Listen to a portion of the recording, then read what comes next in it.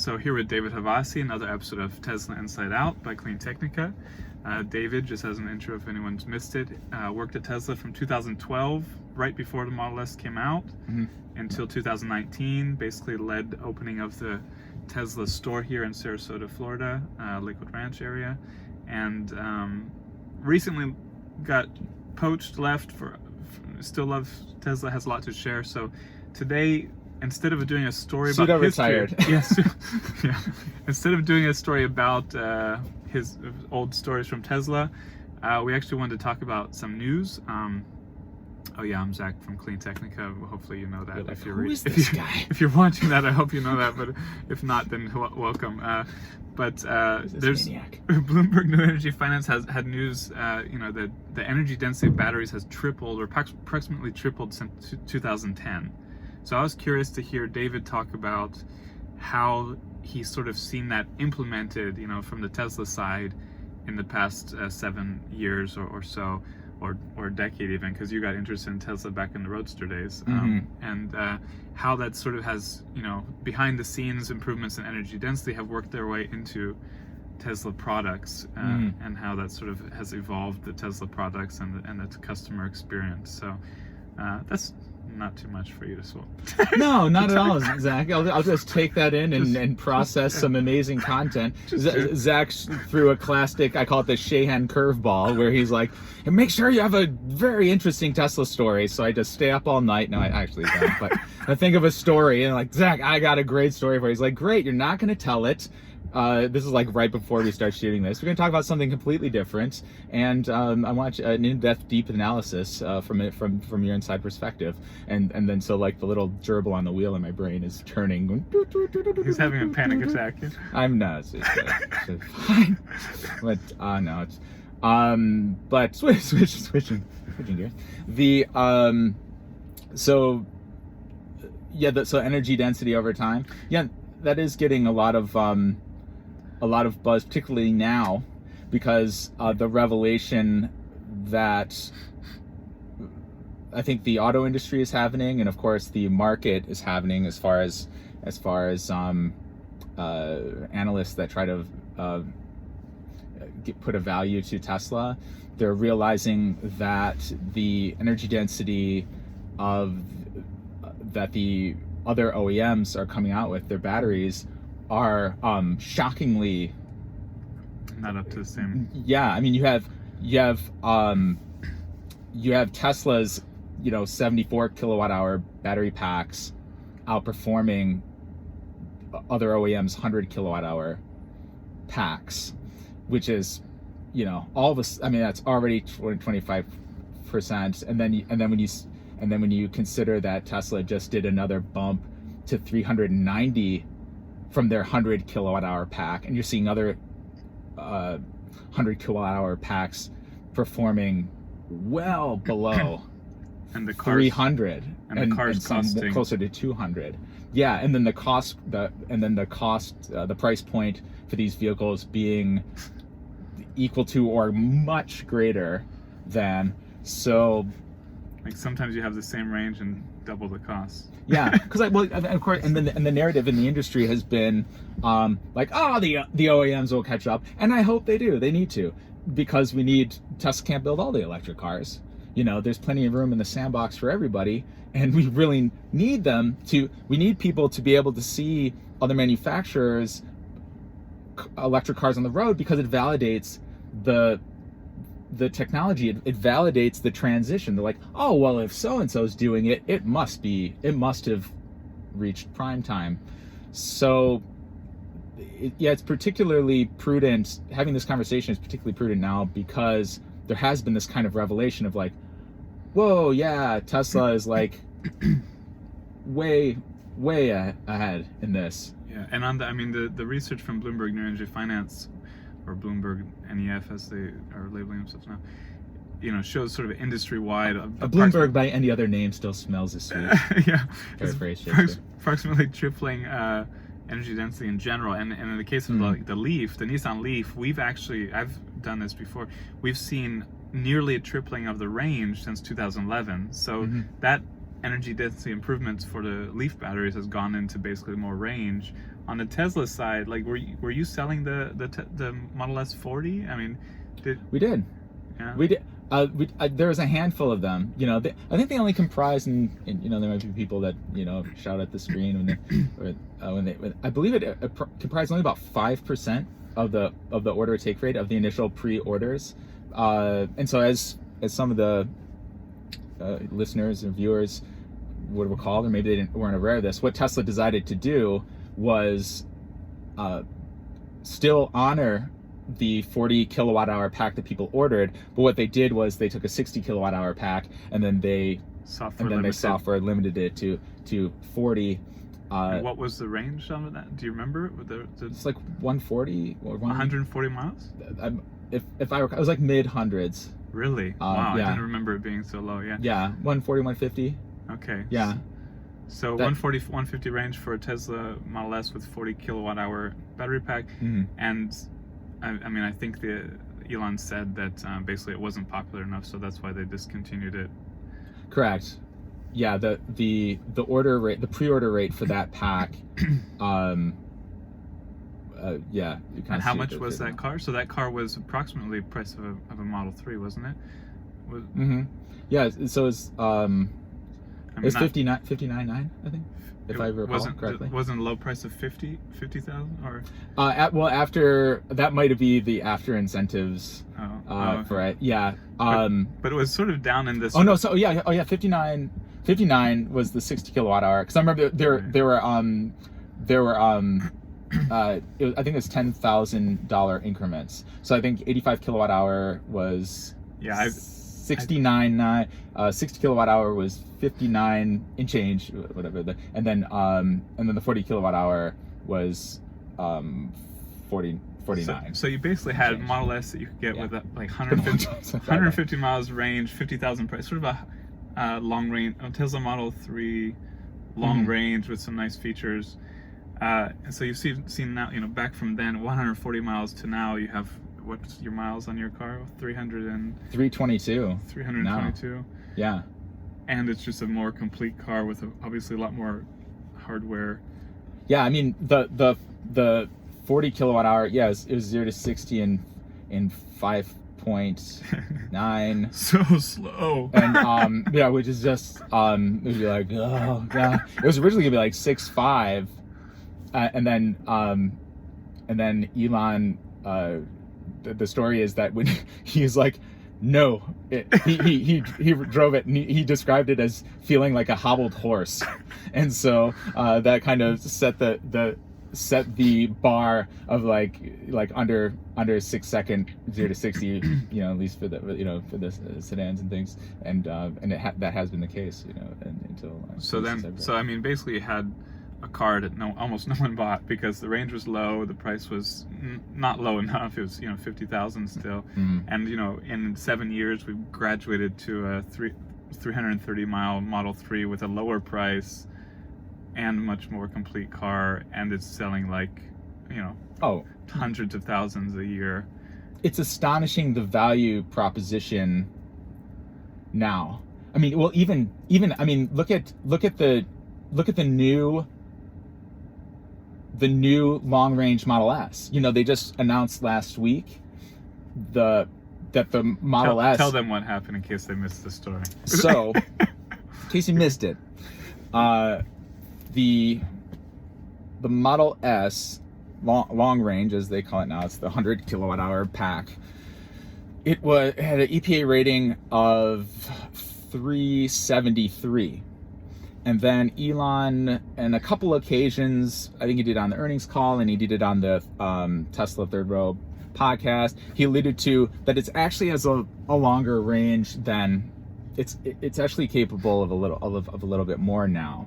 And then just recently, I think of the last week of this filming, they officially had it changed via the EPA to 390 miles, which is incredible, because if you look at the price of the car, it's the same price. It's actually Well, let's put it this way. The P85 in 2012 was $100,000 car. Yeah. It was rear wheel drive. It didn't even have parking sensors. You had to pay $4,500 for navigation as part of the tech package, and also to have the tech package. For the tech package to have an auto lift gate. This was all part of tech package. To have the handles present when you walked up to it, that was part of tech package. You had to shell out $4,500 to have fog lamps. So it's basically like a $5,000. I mean, people when they go crazy about autopilot, I was like, you had to pay $4,500 if you wanted nav 8 years ago. Yeah. You know, and the panoramic roof was $2,500. Right. You know, you just like boom, boom, boom. All of a sudden, you're at a car, and that's now included. I mean, the glass roof is now included. Oh, it's all these things are included now. Mm-hmm. All these things are included. That car back then had a 0 to 60 of 4.2 seconds. Had a EPA rating range of 265 miles. And the acceleration of the long range now is 3.7. 3.7. So now you have a car that's base price is $20,000 less. Mm-hmm. It goes 0 to 60 a half second faster, which is significant. That's incredibly significant, particularly as you start getting to 4 seconds and below 4 seconds. Yeah. And has parking sensors, autopilot, power lift gate, navigation, glass roof, auto present handles, premium sound, premium interior. All these things were options. Netflix, YouTube. But yeah, you had a car. You had a 4G connectivity. This even if you go to a P85 Plus, a comparable P85 Plus of 2013 would have been $135,000. And it still wouldn't be comparable. Yeah. Oh yeah, no. Yeah. Let me put it this way. It would not be comparable. It'd be like half the car. Maybe not. Let's put it this way. In 2013, $135,000 Model S would have got you a car that was a half second slower, not all-wheel drive, no autopilot. I mean, it's and the funny crazy. thing. So just sort of highlighting that improvement. I mean, it's interesting that they've worked so much stuff into the car as the battery price has come down, while keeping the range the same and then slowly increasing it. So they've increased the range, worked so much into the car, lowered the price. Yeah, and it's over 120 miles more driving range. And I think it's like a little invisible to it because they're just constant evolutions. And I mean, he said, people ask, well, how did they increase the range? I think people are looking for whether they changed the battery. He didn't give anything specific, just said there are a lot of little improvements. So they're just constantly improving. And you see it gradually. But when you compare like a 2012 top of the line Tesla Model S to today, it's dramatic when you really go through how much has improved with cost, battery, features, everything. Yeah. And then you think also the 2012 Model S was like an award-winning, stunning game changer. It was Motor Trend Car of the Year, which is the most coveted award in the auto industry. I mean, it won Automobile Magazine Car of the Year. I mean, you name it. Motor Trend went on to say it was the greatest car of all time that they've tested. Recently, the past 7 years, I think it was like last year, they said the past 70 years, it's the most greatest car they've ever tested. Was it Car and Driver that called it Car of the Century? One of those other magazines labeled it Car of the Century. Yeah. I mean, it's so significant. Yeah, they called it the most significant car since the Model T, since the first mass-produced car ever. So, I mean, the significance of the original can't be understated. Yeah. So I think like you said, the incremental improvements, I liken it to like watching your child grow up, where you see them grow every day. It's like incremental. But then when like your aunt and uncle come to visit and they haven't seen your kid in forever, they're like, whoa, they're a giant now. They're so huge. They can do all this cool stuff that they couldn't do 7 years ago when last time they visited. So it's almost that great analogy of like where you had something in its infancy. And now it's a 7-year-old. So, in its infancy, it was kind of crawling. And everyone's like, wow, that thing's so, it's so great. And now it's like, that thing's doing calculus? Like, what? that thing's a lot better. I'm tennis obsessed. So we could say, sort of like the Venus Williams. And then along comes little sister Serena, the Model 3. That's you know, the Model S is still this amazing. And the sibling analogy is an apt one. You know, you have the little sibling coming up. You know? So what? I think just continuing to highlight how that has evolved. How has the customer response to these vehicles evolved for you? How have you seen it evolve from 2012 with that groundbreaking Model S to today with a Model S that's significantly better, cheaper, longer range, and a Model 3 that's a whole nother beast? You know? Yeah. What I remember when we first. What's really incredible was the Roadster. Let's go way back, sure. You know, to you know, let's go back a decade, because you know I'm a sucker for sentimentality. I'm a sucker for like stepping back 5-10 years. It's only 10 years. Like with the Roadster, you had the Roadster Sport. So so that EPA rating of 245. Realistically, you know, kind of like twos in the hundreds. Yeah, if you want to drive it the way you wanted. I wonder what percentage of people know any of the specs of the original Roadster. Yeah, so give the full. What's the full details on the original Roadster? So the Roadster had two powertrain choices. The original it went 0 to 60 in 3.9. And then the sport version, the sport powertrain was an option, and that boosted the acceleration to 3.7 seconds. So it was 0.2 of a second. It was a $20,000 option. Yeah. For that upgrade, and people paid it. Well, and we used to do blind. I called it the blind taste test. I might have mentioned this before, where people like, so I'm paying $10,000 for every 1/10 of a second, but the closer, but force goes up exponentially the closer you get to zero with the acceleration. So every 1/10 of a second actually makes an incredible difference, and people were paying it. You know, yeah. so it's 3.7 seconds, and then what's crazy was when I first rode the Tesla, or the Tesla Roadster, it was astonishing. It was mind-numbingly quick. I mean, it was crazy quick. And when and I might have spoken about this before. What we thought was like, well, this will be the pinnacle of acceleration with Tesla. They'll have the Model S, because the Model S at that time, the quickest Model S was 4.2 seconds, so it was like a half second behind. And we just thought, well, that's as fast as it's a large that size sedan can go. Yeah, 5,000-pound, full-size luxury sedan. So the Model S comes out at 4.2 seconds, which blew us away. It was blowing away, you know, 500 horsepower twin turbo V8, you know, BMW M5s, which was, you know, these videos started coming out of third party, like Automobile Magazine. You know, they're like drag racing Teslas, and they're just beating everything, and they're like. I sort of consider that was sort of like the Tesla drag race video era. There was like, you know, nowadays there's obsession with all kinds of Tesla things. For a while, it was just like Tesla drag race videos were like the most amazing thing in the world. That was just stunning everyone. But the buyers, so I mean, the original Roadster buyers were like George Clooney, like super rich people with you know super early adopters. Yeah. And then you sort of saw people coming in through the auto magazines and interested in the Model S, right? But it still must have been a very different kind of population and clientele than today, right? Oh yeah, I mean, if you think about, I mean, to take it to an extreme, perfect example. So let's look at this.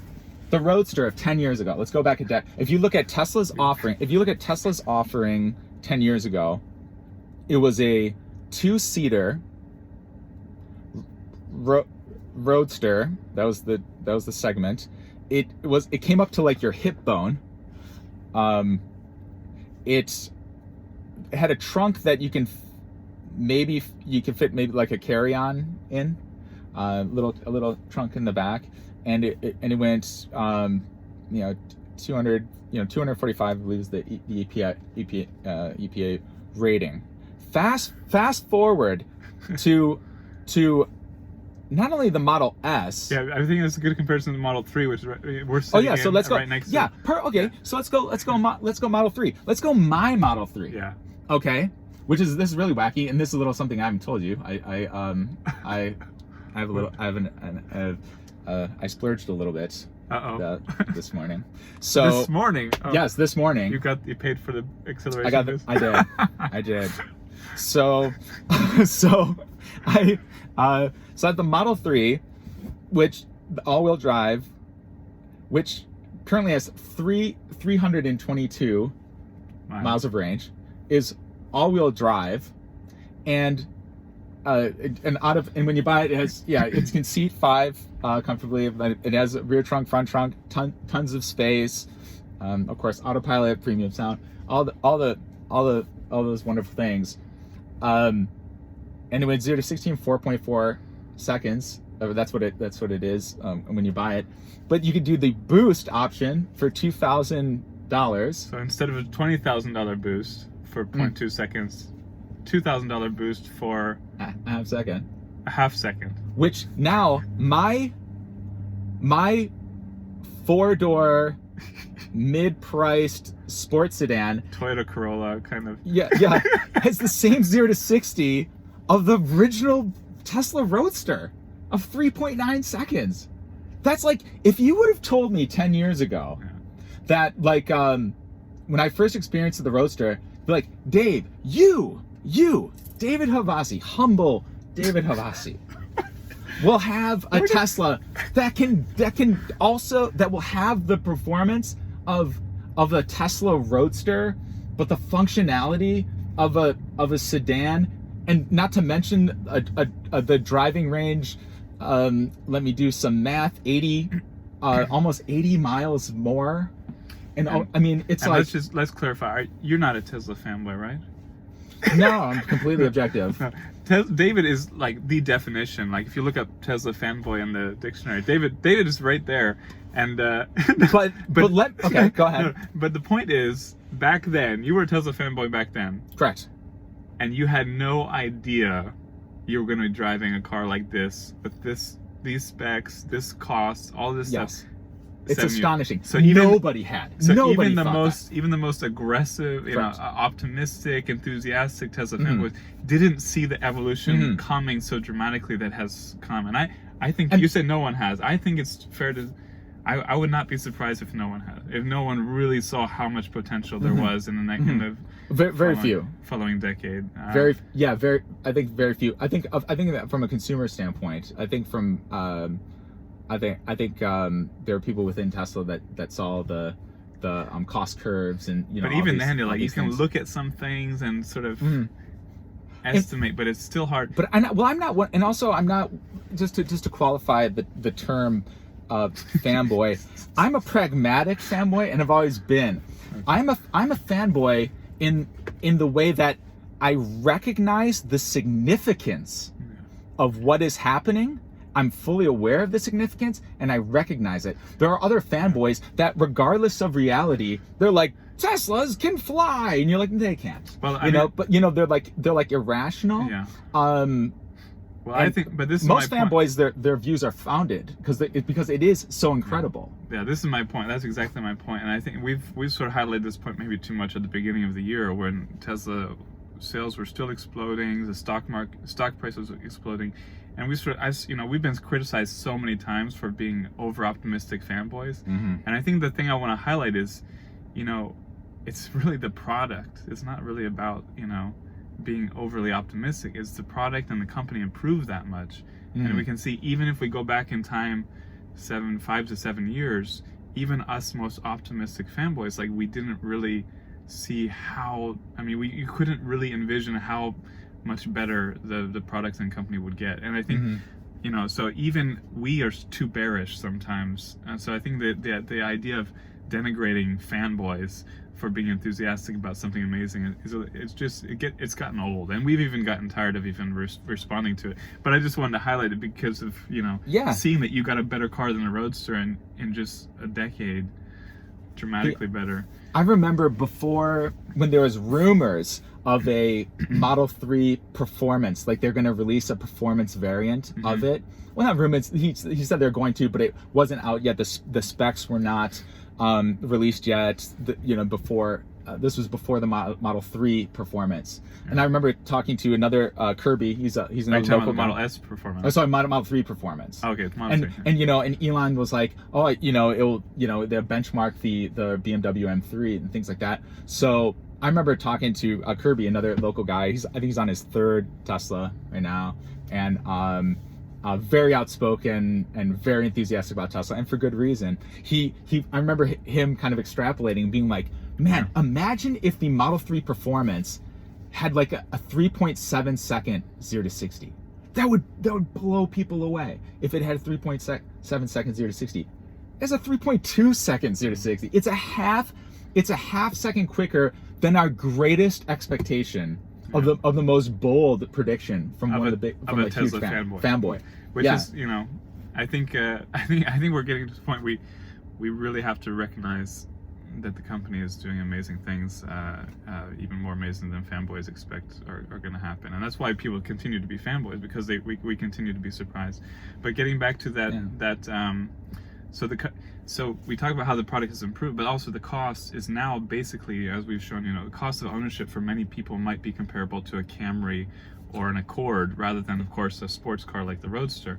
So now all these people who are interested in the Roadster or the Model S, but just always thought it was, obviously outside of our price range or something, it all of a sudden you can get a car that's like mass market car, and we're seeing this response, this flood of early interested people, and then everyone who's getting touched by them every day in a legal way, legal touching. But figurative. I mean, you talk to a lot of people still. How do you see that kind of just the general market response now as we have this dramatic evolution in vehicles?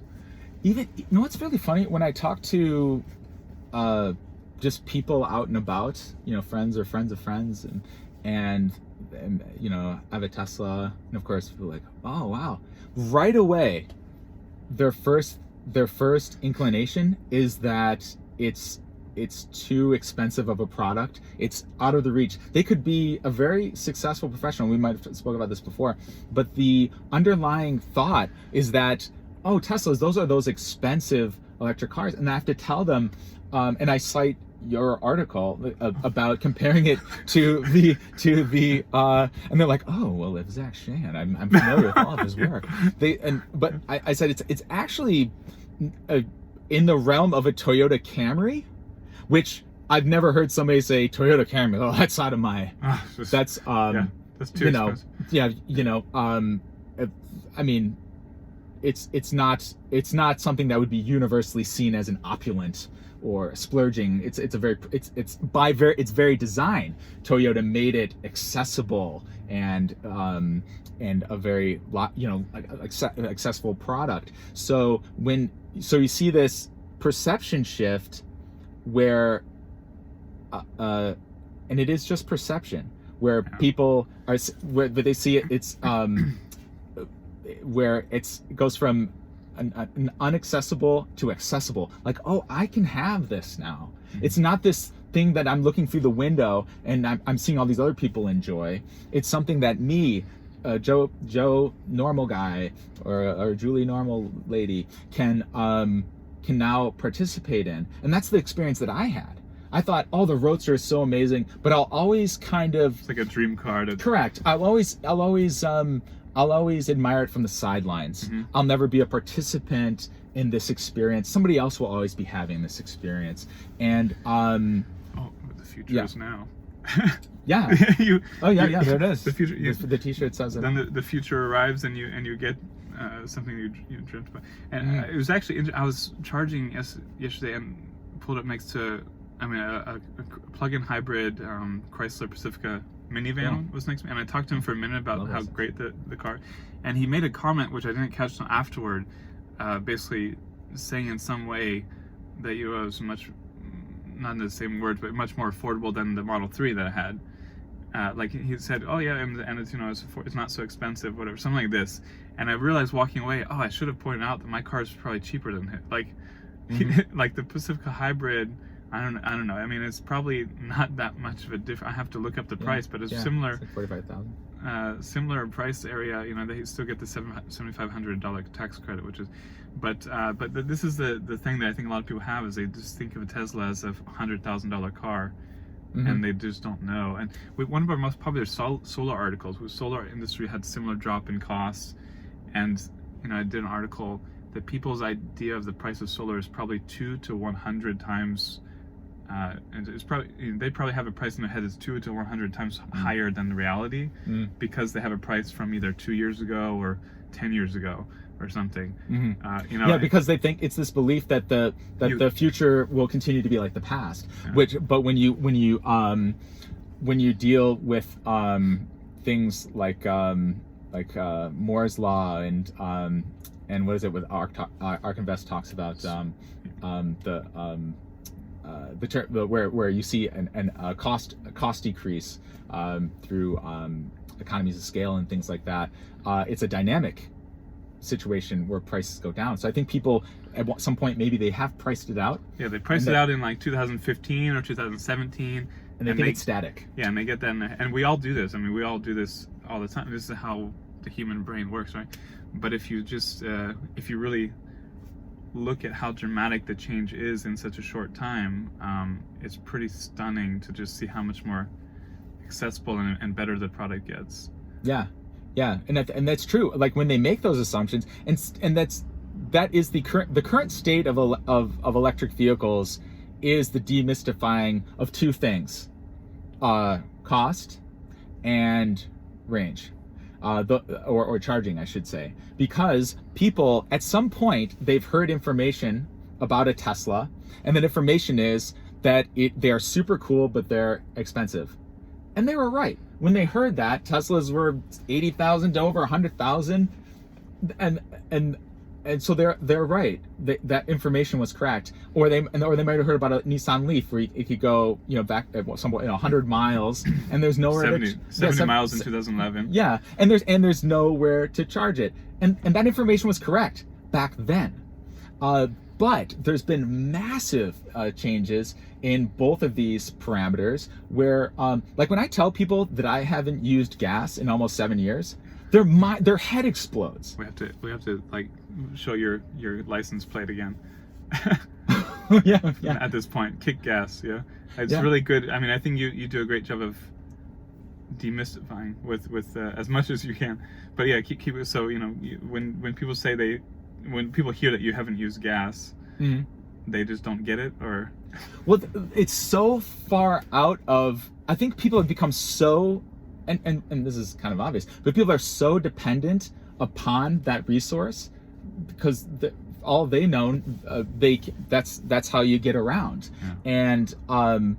And then they immediately, because I always told, when I was with Tesla and I trained new salespeople, people would come in and they would barrage you with questions, and I'd always try to instill in the salespeople at Tesla, and I might have said this before, people can ask you 100 questions, but they only want to know one thing: will this work for me? Yeah. So when they say, how long is it going to charge? Is it long enough for me? How much does it cost? Can I afford it? How quick is it? Is it quick enough for me? All of these things. So whenever somebody asks a question, it's human nature to be like, well, how does that apply to me? Will that work for me? So when I say I haven't used gas in 7 years, they go, well, is that guy's life like mine?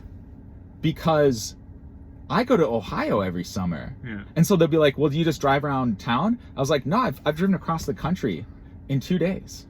No problem. I think we actually had a Tesla here with an Ohio license plate a minute ago. We're at the supercharger right now. Yeah. And so people immediately, there's this demystification, or people will see my car, or they'll experience the performance of what it can do, and they'll be like, yeah, but what is this, like 80 grand? 100 grand? Yeah, 180 grand, and I'm this model, for my Model 3, now, and I'll say, no, Model 3 is about 40,000. Of course, mine spec'd out as a little over 50, but I've done everything you can do to it, short of the air wheels. But then they're kind of blown away, because the things I'm showing them are standard, like I'm not, and well, we're almost at 1 million Teslas, and it's just which is also mind blowing. The tech curve and the cost curve has been amazing from that 1 to 1 million, that we're, and then you just think at this point the number one barrier to another million is basically awareness. I mean, there's 1 million people could buy a Tesla Model 3 tomorrow if they had more awareness of Yeah. of the car, and there's production capacity. Correct. Well, for a quick flashback story, just to put it in perspective, that Tesla crossed 1 million. I remember being in the office. I was in White Plains, New York in 2013, and it was me and Nathan Checo, and when I was part of the delivery team, and we were tracking VINs. I might have told you this before, and the VIN, tells you how many cars we've built, and the first 10,000 VIN popped up on the screen, and we're like, Tesla has built 10,000 cars, and we danced around the office. We're like, oh my god, like 10,000. Unbelievable. Yeah. So to think that it's 100. I do math. Yeah. And other episodes we talked about delivery. Used to be delivering cars by hand to people's homes, door-to-door, deliveries. I mean, you still have some, but now they're just flowing out like. Whoosh, whoosh. Correct. Well, and what I tell people is, and I've had a lot of conversations with a lot of higher ups in different OEMs, as they try to wrangle how to enter the EV market, and and the bottom line is this: every gas car now, this was not always the case, but when you have entries like Model 3, Model Y, Mustang Mach-E, when Volkswagen starts coming out, with their products, when you start having these vehicles coming out, particularly with Tesla, because Tesla's doing it now. Let's use the Model 3 as an example. When I see other gas vehicles, and they're brand new, you see them, they just pulled off the lot, I feel bad, because I was like, that person didn't know any better. They didn't know any better. They made a choice that they thought was the best choice, and the fact of the matter is, with very small exception, the fact of the matter is, they bought an inferior product because they didn't know any better. And so the fact of the matter, if people knew better, if the misperceptions of cost and range, if they just would have known that, they would have made an informed choice. And so what we see now is it's an education issue. And the funny thing, you expressed it really well here, but Elon mentioned something like that on a call once, and I've done 2 articles on that Elon responded to in a kind of, yeah, seriously. One was like, Honda Accord, Toyota Camry buyers, what are you doing? What do you do? Like, that's what you just feel. And when those you see are great, and those are great cars. I'm not taking anything away from them. I mean, and the historically amazing, and Elon responded something like, seriously. I think it's just seriously. And another one where I tried to express exactly what you just said, and Elon did this on a call where, like, it's not like you're being arrogant or you're being like, it's just, you just feel bad. You're like, oh my god, that person bought a new something, and you're just like, gosh, they don't even know what they could get. And it's not like, it seems like it's hard. The problem I had is both these articles, we had a mixture of people like totally or seriously, and people like, you're such an arrogant fanboy, you're so this turns people off. And it's like, you're just trying to express like a feeling, just go and experience the car. Correct. And just, I wish more people would just experience the car. And then, okay, if you really want a Honda Accord or Camry, some people do buy after checking on a Model 3 for one reason or another, okay, fine, but it's just like, you just wish that everyone could have the experience. Correct. So that they it's like it's like if you were looking at an iPhone 10, or let's say the iPhone 10 exists, and then people buy like the 2008 Motorola Razr flip phone, and they're like, check out this new phone I got, and you're just and you bite your knuckle, you're like, yeah, that's really great, man. Yeah, it's not like you're an arrogant prick for wishing they had experienced an iPhone 10. It's just like, or even an iPhone 10 versus iPhone 5 or something. It's like, you just wish they would experience the other option, and you just feel bad that someone bought something that they probably enjoy a lot less than if they had. Correct. But there's something that really solidifies this with me and knows it for absolute certainty, and that is experience. I'm not thinking like maybe if they experienced Model 3, it would blow them away. I know this from experience, and the reason being, and I spoke about this sometimes, me being partially retired, I get out and for rush hour, I'll do Uber and Lyft in my car, to get out of the house, and of course, I love showing off the Tesla, and 100% of the time, without fail, and it doesn't matter if the person lives in a $2 million house, or a $200,000 house, or a $110,000 subsidized, whatever the demographic of person, whether they drive a bicycle or a Mercedes, it doesn't matter. Every time when they get in this car, and I maybe show them acceleration and autopilot, how quiet it is, and the voice functionality, and how it learns, because I won't talk about it unless they ask. But if they do, of course, I'm happy to talk about it. But my point is this: they leave the car like this, like that was incredible. And you've also just how many people have you given test drives to and at Tesla? You worked at Tesla for 7 years. Thousands. Literally thousands of people. So you have and Elon knows, of course. I've given to maybe hundreds, but you just, anyone who's done it, everyone's blown away by the car, and people don't realize what it is until they experience it. And even the biggest skeptics, like where the person, we talked about this before, where a person's like, well, I'm only here because my kid won't shut up about this thing, or my wife said, oh, you gotta try a Tesla, and they're like, but I've been driving this one brand for 30 years, I'm never switched. I'm like, cool, well, let's just check it out. And then after the drive, they'd be like, that was incredible, and they get and one. Just back to that evolution. So in the past, there's just a limited number of people who you show a car to. Now you're Ubering, lifting. There's just, when you think about the evolution, how many people are exposed to it all of a sudden, especially with hundreds of thousands of new cars on the road in the past year. What's your thought, I guess, to close as the continuation of that evolution? So in the next year, 2 years, 3 years, what's your kind of vision for how that continues to change, to transform? Well, I think it will. Well, I hope, and what we've seen is once somebody experiences electric motoring, at least electric motoring from a proper electric vehicle, it's a game changer for them mentally.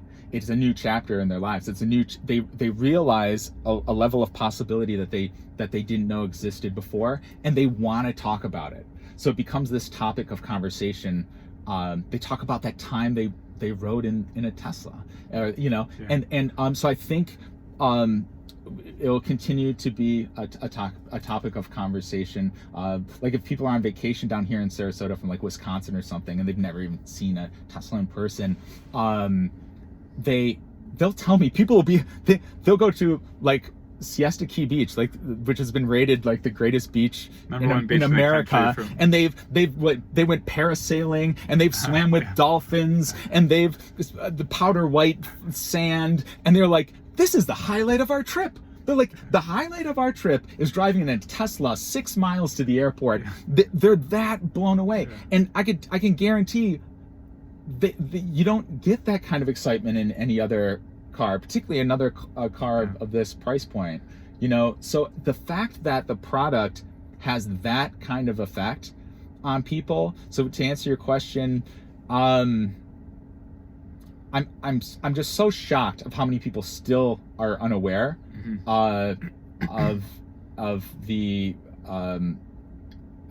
capabilities of the product and the accessibility of the product. So I'm hoping in the 2 to 3 years we're going to start seeing an exponential acceleration of that awareness, and I think I'm really excited about the other OEMs having because the Mach-E I'm super excited about, because all of a sudden you have all these Ford dealerships all over the country, and people will be able to experience that there. It's just another avenue for people to experience. We have a Mach-E article from you to run as soon as you finish it up and send it over. It should be. I'll get it to you today. I think I really can. Should go in the next week, and but yeah. So you're seeing kind of snowballing effect. We have the Model Y arriving this this year is going to give another opportunity for exposure. The Cybertruck potentially, which will just be a whole new, visually magnetic kind of thing. Yeah. So you just you've seen 7 years, well, even more than 7 years, kind of snowballing, and you just can continue to see it snowballing. But now we're at a much larger level of. Basically because the product just continues to improve and come down in price at the same time. Correct. I think the pinnacle, what will happen, which is very important in why Tesla has been so successful. Tesla has been so successful because they systematically address objections. You know, why need it to drive this far? What if it can drive that far? Why need it to be this quick? What if it can be this quick? Why need it to be this safe? What if it's safer? What if it, you know? So like everything somebody wants in a car, they've done it and more. They showed that electric vehicle could do more than that. But the barriers have always been things like price, or things like, man, the range was still kind of a thing, you know. And what we're seeing now, we start talking about a truck, a pickup truck, a club cab pickup truck having 500 miles of driving range, and a competitive price, and at a competitive price for you start talking about electric vehicles driving further than their gas counterparts. Or a Roadster that can go over 600 miles, a sports car that can go over 600 miles, and then you start seeing a cost that is going below. I think you're going to see cost curve go below. This is the thing that will happen in the next 3 years that are going to blow people away. You're going to start seeing the cost curve, the comparable cost curve, actually upfront costs go below a gasoline counterpart. And like Arc-Invest talked about this, things like that. But then you're also going to see energy density and range density go up, go higher, and a lot of hardcore inside EV inside EV has talked about this. Clean Technical has talked about this. Electric people who are experienced. Tesla. You actually don't need that much range. You know, 200 is actually more than adequate. But for psychologically for people, exactly, yeah, and just to open the door. And I think that's Elon's. A lot of people have said it. You know, you need a product that's not just as good. It has to be significantly better. Correct. So I think we already have a product significantly better. Correct. But the more you get significantly better, the more it opens doors, and the more people say, oh, well, this is just obvious. So you have this, I've got an article pending for weeks that we've sort of hit a big crossover point, but that doesn't mean it's static, as you said. This is still so it continues to go down in price, it continues to get better. And it just gets more and more dramatic, the kind of the value proposition. So it's going to be wild few years. I mean, you also have then electric vehicles from other automakers like the Ford Mach-E, Mustang Mach-E, the Volkswagen ID.3 that also hit that crossover point and get better and better, and expose more and more people to the idea, and just have more and more options for style and brand and everything. So you just get, I think, a pretty crazy period the next 5 years. It's going to be wild. Yeah, Tesla is kind of on its own level, because what's interesting is a lot of OEMs benchmarked Teslas from like 3 years ago, and they're like, well, our car is going to do that. And when it came out, the specs didn't quite do that, but kind of close. But then Tesla's now. And the key thing is that they're good enough. They're good enough, and they're better. So it's like, that's the good someone news. Doesn't have to. Someone might not ever cross shop a Tesla with a Ford or a Tesla with a Volkswagen, and that's fine. Yes. Because their products are going to be, at a good enough level, better than anything else, other than perhaps a Tesla if you like a Tesla more. And I also like, Mustang really copied the Mustang Mach-E, really copied Tesla. And I call it a love letter to Tesla. I love it, exactly. Yes. And that's a good thing. And the interesting thing to me is they didn't just copy, they changed a couple of things that were the two biggest concerns I hear about the Model 3. Not having knobs, and you actually have them on the wheel, which people don't realize, I think. I use the wheel knobs a lot. But and so they added a knob on the bottom of the touchscreen, sort of like responding to what people were concerned about, and also not having a screen, a visualization behind. So it's a nice little approach. So I think they really tried to pay attention. What do people love? We'll just put it all in. What are people still concerned about? And they tried to fix it. And I mean, that's going to be important for some people, and that's great. And it's great that there's another option. For me, I don't want it. I want my minimalist. As Model 3 drivers, we know you don't need that stuff. I use voice to do anything, and the same speed, it always knows the speed, just does it, or it's right there over my knuckle, and so I'm not like driving like this. Yeah. But to your point, it's kind of that gateway drug. It's kind of be like, hey, it's a nice evolutionary step where it's still enticing people. They still have the warm and fuzzy feeling of the display, in the pinnacle area. They still have the knob they can hold on to, which I think is a really cool design. It's a cool take on it. I mean, I personally don't want. It's like it's like annoys me, like the old nose cones on the old Model S. Yeah. But that always bugs me. But people like variety, and there's all kinds of people, and there's going to be a lot of people who want that knob, and that's great. And it'll introduce more people to the concept of over-the-air updates, which is another thing that is completely underappreciated. That every year that you have a Tesla, it can do dozens of more things than the day you picked it up for free. Yeah. And the fact that it appears that Ford is going to have the know-how to integrate over the team that can to integrate that. Yeah, Ford exec told us very specifically when we mentioned this that they will have the capability. So it's they're serious to affect like driving dynamics and some other things, not just superficial things like display font sizes. And I think this is a really interesting thing, because we've surveyed EV drivers for years, and we put out reports every year. And something that's always at the top of the feature list is over-the-air updates. Like, this is a really critical feature. Mm-hmm. Especially from people who own Teslas. Mm-hmm. And something that I think it's just like, even if you follow Tesla closely, it doesn't register till you have a car getting over-the-air updates where you feel this is a critical feature. Like you might think, oh, that's great. But it seems like trivial until you experience it. It seems trivial. If you follow it closely, it might seem important. But when you have it, you're like, oh, I can't have a car without over-the-air updates again, because my car keeps getting better. And this is like, enhances the ownership experience dramatically. And I mean, we talked about, they keep hammering improvements on range, on batteries, everything. We've gotten updates with our cars that have increased the range of our cars since we got. Yeah. So it's like they've gotten more range out of the batteries even while we've had the cars. More power in the past 6 months. So there's like, I think there's that constant hammering of improvement that's just fascinating to see when you look at a decade perspective, like Colin McCarrick from Bloomberg Energy Finance did, when you look at several years, and when you consider that keeps going. And I think that the sort of one of the things that Tesla's underrated for is how much they do that constantly, how much Tesla does that constantly, and other automakers have always had like a longer cycle of improvement for models. Mm-hmm. And it's going to be really interesting to me to see how well other automakers adapt to trying to have constant improvements, to try to be at that level of, okay, you can buy a car this year and it's going to be better next year. Mm-hmm. And I think that's going to be critical. That's sort of an eye-opener for I think for consumers to see how much of a different product it is. Yeah, and that will actually be a deciding factor in the purchase price. So even if you have a car, everything being equal from a performance and efficiency and functionality as far as like storage and say, but it's like this one has over the update. That's going to be like a segment now, like that's right along with performance and safety and storage. It's like, what is its malleability? What is its ability to improve after purchase, after you drive it off the lot?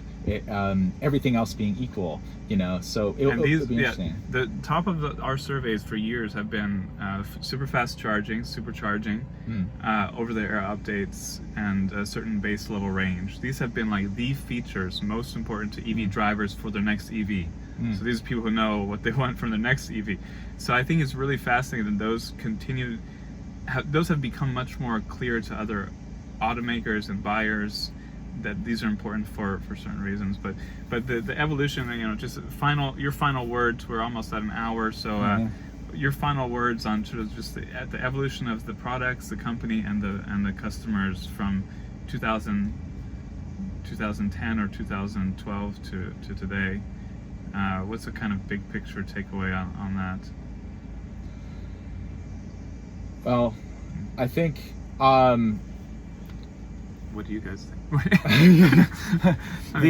We've talked about it for an hour, but I'm just as a kind of closing. As a closing, I mean, me being a sentimental sap that I am, when you look back at, well, even when Model S came out in 2012, that car would blow people away today.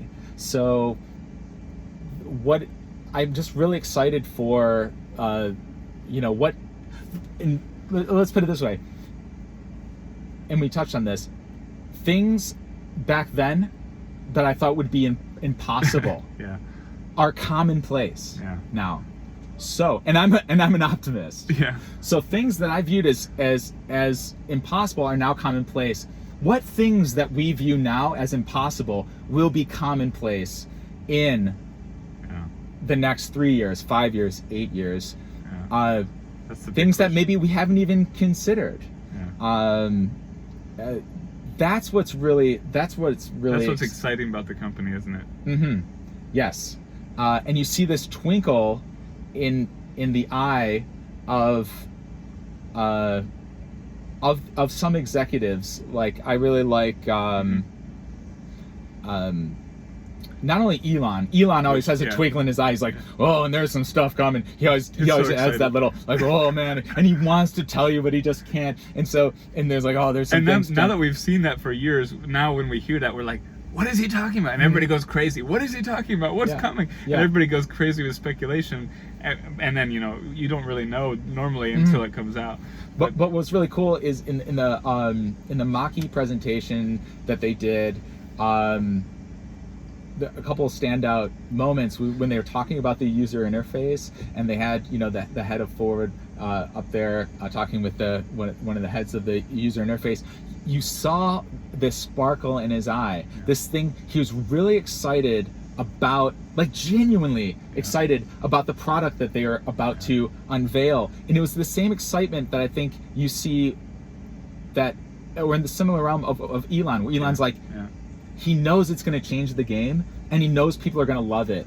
And I think that's the and I think having other OEMs have that, which as far as I've only seen is Ford have that sparkle where they're like, this is going to blow people away. Yeah, I have to say, as much as I love Tesla and I find it exciting, it's a whole nother level to see the excitement about other companies getting to that level and getting excited and doing the same kind of dramatic revolutionary changes. So for me, that's more inspiring in a kind of way now at this stage.